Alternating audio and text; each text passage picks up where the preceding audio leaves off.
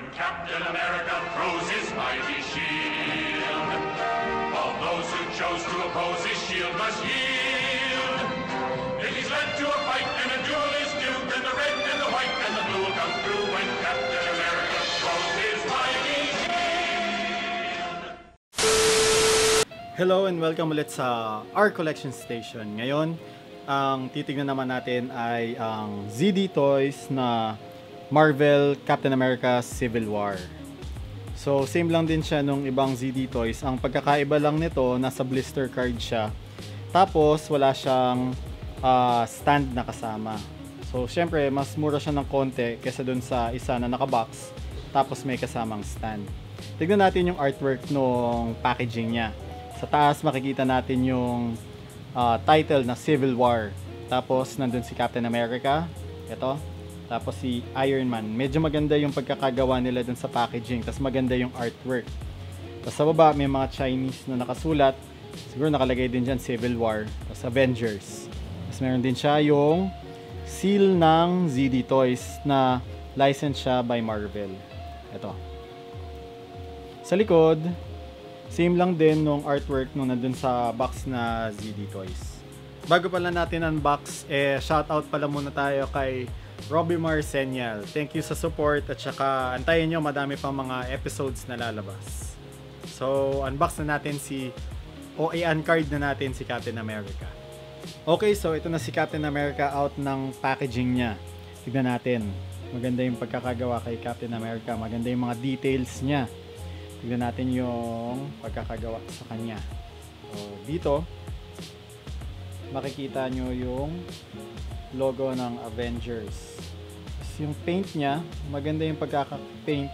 Yun nga lang, mapapansin nyo, iba yung paint, dahil dun sa plastic siguro. Ito, matte yung pagkaka-paint sa shoulders niya, pati dito.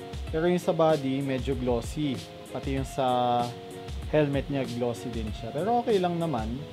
Yung shield niya, medyo maliit lang. Pero tama na. Pero kung mas nilakihan pa nila ng konti, mas maganda, di ba? Yung suot niya, yung sa Civil War. Ayan, maganda yung mga details. Madaming details yung pants, yung boots. Yun yung boots. Ayan, maganda ng boots niya. Dito makikita nyo, ayan, pati yung sa likod niya, nandyan yung strap niya, yung kabitan ng shield. Kaya lang hindi natin pwedeng ikabit dyan yung shield. Pero up lang. Bihira na namang i-display si Cap nang hindi nakakabit yung shield niya, di ba? Pero kung gusto niyo siyang palitan ng shield, kung makahanap kayo ng mga loose na figure na may shield, example yung sa Marvel Legends, pwede nyo palitan yung shield niya. Tapos nandito, kita yung star niya.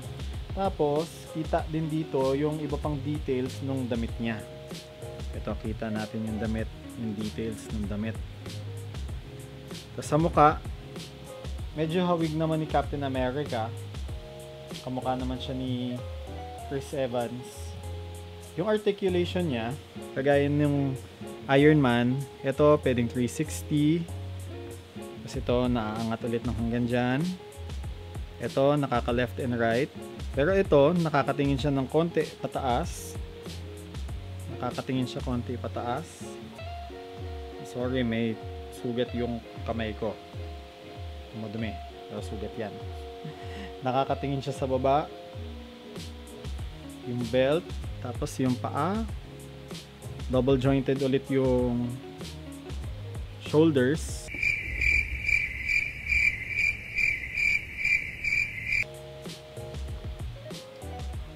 At double jointed din yung knees. So, pwede mo siyang iganyan. Tapos yung sa joints niya dito, same din ng iba. Ito, medyo mahaba-haba yung pagkakasplit niya. Kung gusto niya ipasplit siya, pwede siya. Yan. Kaya maganda yung range of motion niya. Tapos yung laki niya, tama lang naman, bulky. Kasi si Captain naman talaga, bulky talaga yung itsura niya. Yung shield niya, tignan natin. Ito yung shield niya.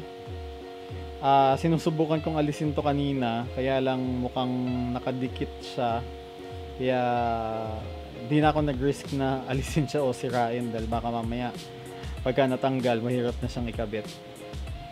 So yung kamay niyang isa naka-open. So pwede niyong ipanghawak yung shield dito. Tapos yung articulation, ito din pala may articulation siya dito. Pwede niyong i-move yung wrist niya. Tapos dito move din siya. Wala lang siya waist movement kagaya ng iba pang mga ZD toys. Kabit natin yung shield. Ayan. So pagkakakabit nyo yung shield, ipapasok nyo dyan. Medyo masikip. Lalo na yung dito sa, ayan, okay. Pagka nakabit nyo na siya, pwede nyo nang ipahawak yung kamay niya. Yung size niya, pagka tinayo nyo siya, ay nasa 7 inches din siya. Kagaya ni Iron Man. Pagtabihin natin si Iron Man na ZD Toys at saka si Captain America. Ayan. So halos same sila ng height. Tabi natin yung Thor. So halos same sila ng height nung tatlo. Compare natin siya dun sa iba pang mga ZD Toys. Itong si Falcon. Mas maliit siya ng konti. Si Black Widow, mas maliit. Tapos Hawkeye. Yan. So sa height, makikita nyo, iba-iba yung height nila. Next time, abangan nyo ang reviewin naman natin si Black Widow at saka si Hawkeye. Kaya ano sa tingin niyo? Okay ba? Maganda ba?